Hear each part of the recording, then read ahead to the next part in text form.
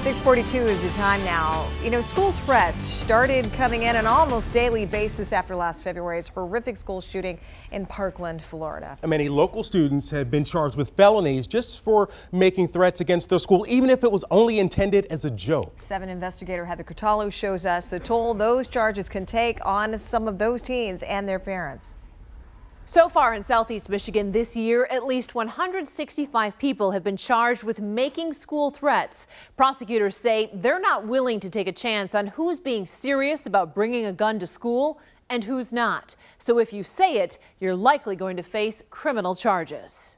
Heavenly Frederick used to think of herself as a pretty typical 16-year-old. She enjoys competing in beauty pageants, doing school projects, and she's already earning her cosmetology license.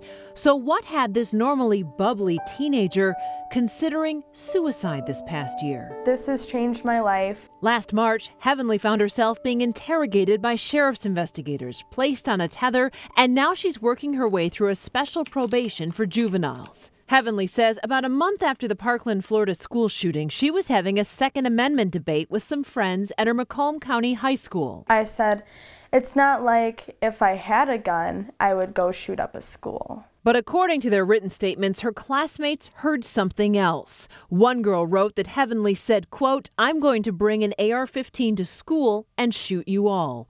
The girl went on to say it was said 100% sarcastically, and she did not mean it on any level. Karen Frederick says she and Heavenly were devastated when Macomb County prosecutor Eric Smith charged Heavenly with the 20-year felony, false report or threat of terrorism. Karen says the threat of getting locked up had Heavenly so depressed she attempted suicide twice. With my daughter being in the hospital and almost losing her, something I never want to go through. Karen says as a single mom, she could not afford to fight the charges. So when their court-appointed attorney got Heavenly onto something called the Juvenile Court Consent Calendar, Heavenly accepted responsibility in exchange for the case being dropped if she successfully completes probation. She was given the least possible sentence because she made a dumb mistake.